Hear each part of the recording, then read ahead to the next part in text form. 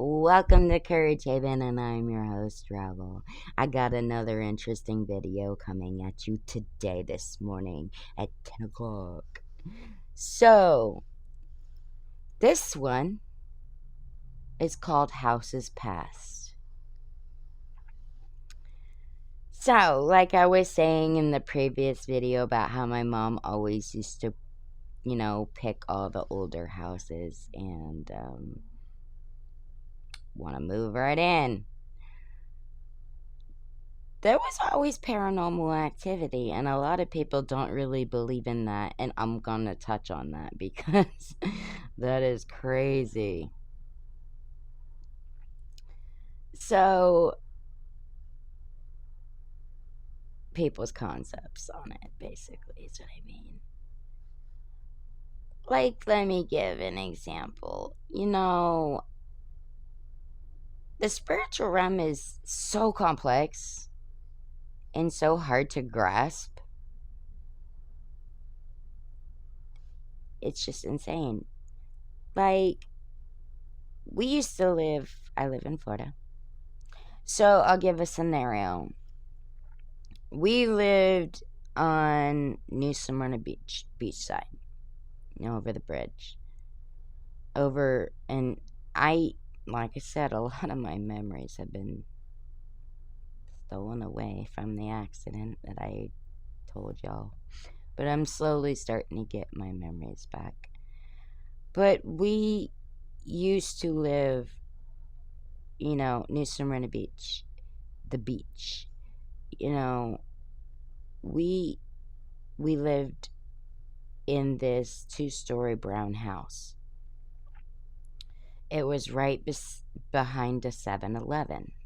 And some people might be like, I know that house. I know exactly what she's talking about, or whatever. Okay. And it had the 2nd-story balcony up top. And at night, it got really eerie. I was probably like 5 to 7. That's when I started getting into the interest of singing. I would sing outside on the patio into my brush and just really sell it. But as a kid, that's another thing that I was gifted. And I loved it.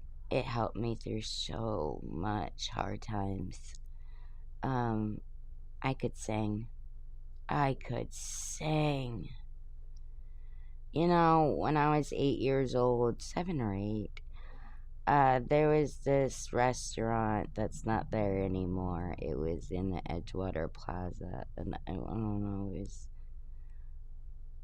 Papa's or something like that. But it was a restaurant, and it had a live band, and then it had a room with glass around it, and that was the bar. And I sang on this, and there was only like 8 or 10 people in there, and my mom was friends with the cook or whatever, dishwasher or something. She was a really nice lady.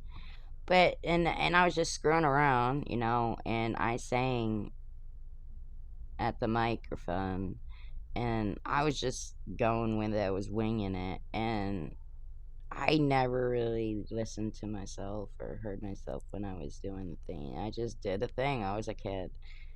And I got tipped $80 that day, and a lot of compliments of you're really good at that, and you're young, and you got a future and a career there. And I never really wanted that. I just love to sing because it's a healing. It's healing. It helps, and kind of escape your mind a little bit, or maybe express yourself through music. And a lot of people ain't gonna believe me, but growing up, I had grown to Mariah Carey was my biggest idol from the 80s. I think it was like 1985 or something like that, or 1989, or something in that era. I don't remember what year, but it was in the 80s that she become my idol. You know, her music got me through some hard times. But it got to the point being is I eventually, by the time I was, you know, 8, 9 years old, 10 years old, I could hit all her high notes. That was one of my proudest moments.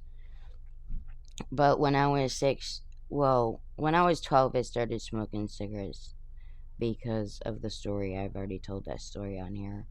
And by the time, because of all that throughout time, by the time I was 16 years old, I started to get the crackling in my voice. And I was like, it's over with for me. I'm done. I, I cried myself to sleep for months. But I'm so hooked on it now because of the reason of the story. My dog is dreaming on the bed. Hold up. But yeah, I lost that. So, but my point is, do you live in an old house? Have you ever lived in an old house? Have you ever it's maybe it's kind of weird, but I walk into a house when I'm moving in, and I'm like, I'll look around, and I'll be like, in my mind, I'll be like, how you doing? It's very nice to meet you, and I hope we have a good relationship. You know, houses have souls. It sounds stupid and retarded to a lot of people, but I'm intuitive, you know, I'm insensitive, you know, I feel things like it's just passion. I have passion. And I've researched, you know, past houses and stuff like that. Of course, I've never really came up with anything because anything that's a real search you have to really pay for. But it's interesting to look at a house and wonder its history. Who lived there before? What has happened in that house? Kind of things went on inside that house? What kind of people were they? You know, houses have history. They have stories. And of course, when a realtor is selling you a home, yeah, I'm putting emphasis in that. They're 9 times out of 10, they're not going to tell you because a lot of people are deterred away from haunted houses and they don't want to deal with what comes with it or the possessions or whatever the case may be, so they don't buy the house and then that realtor loses that sale. No, be honest, because there are more people out there than there are not that would love the mystery and the history. I like that. The mystery and the history. But, you know, does your story have a story? Does your story have a story? Does your house have a story? Does your house have a wild history? Did I just get your mind going? Your gears going in your mind?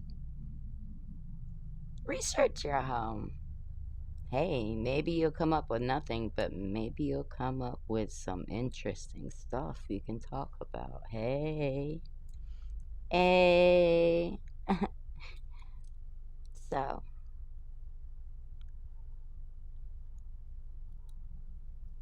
you know, and sometimes you'll walk into a house and you'll get a kind of a sensation or a feeling.